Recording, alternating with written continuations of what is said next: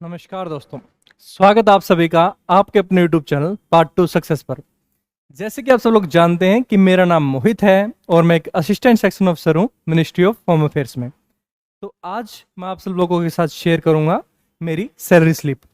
तो salary slip के component समझने के लिए मैं सबसे पहले आपको 7th पे मैट्रिक्स के कुछ चीज़ें बताऊंगा जिससे आपको सैलरी स्लिप के कंपोनेंट समझने में आसानी होगी। तो आइए शुरुआत करते हैं ग्रेड पे से।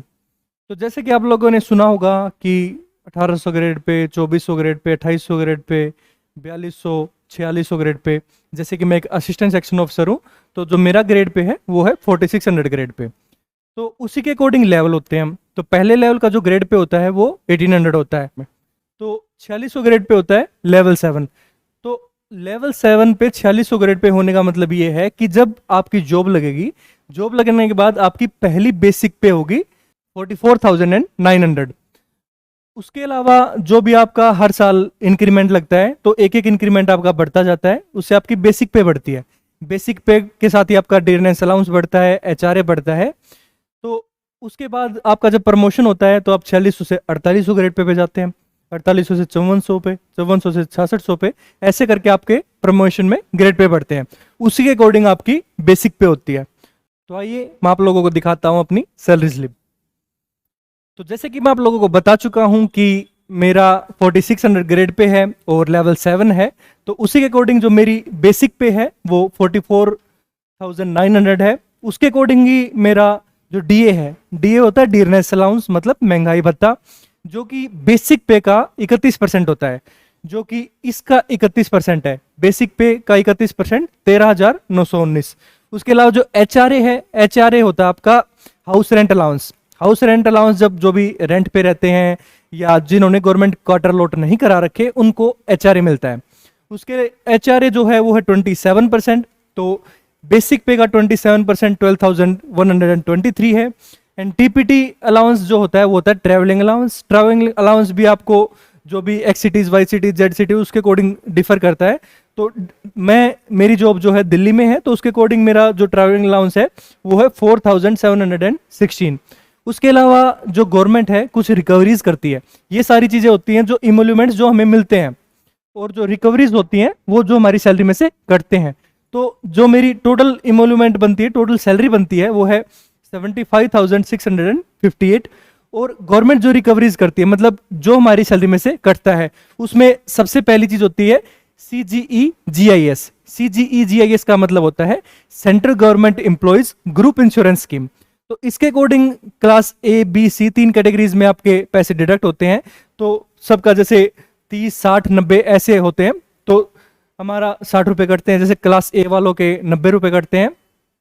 उसके अलावा जो ये है EMP टायर 1, ये है NPS, जो है नेशनल पेंशन स्कीम। जैसे पहले नॉर्मल पेंशन मिलती थी, तो अब NPS आ चुका है। तो NPS के भी गवर्नमेंट 10% जो होता है वो डिडक्ट करती है, कि बेसिक पे प्लस डीए का 10% डिडक्शन होता है। तो वो है मेरा 5,882। उसके अलावा CGHS होता है आपका सेंट्रल गवर्नमेंट हेल्थ स्कीम।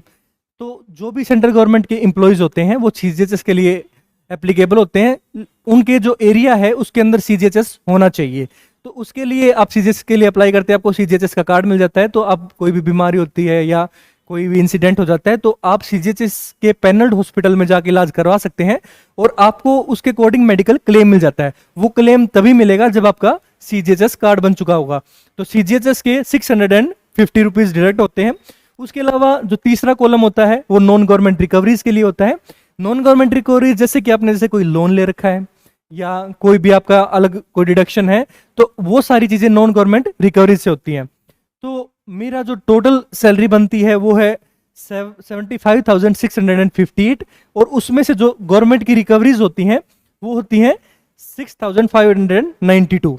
तो जो मेरा नेट बेसिक पे है, नेट इनकम जो मेरी डिडक्ट होने के बाद आई है, वो है 69,066। तो दोस्तों ये थी मेरी सैलरी स्लिप। सैलरी स्लिप में इसके अलावा कुछ डिडक्शन और होती हैं, जैसे कि TDS। इस सैलरी स्लिप के अकॉर्डिंग मैंने टैक्स पे नहीं किया है, क्योंकि पहले साल जब ज्वाइनिंग आती है तो आपको टैक्स पे नहीं करना होता है, क्योंकि आपकी जो इनकम होती है वो ऑन एन एवरेज 5 लाख से कम होती है।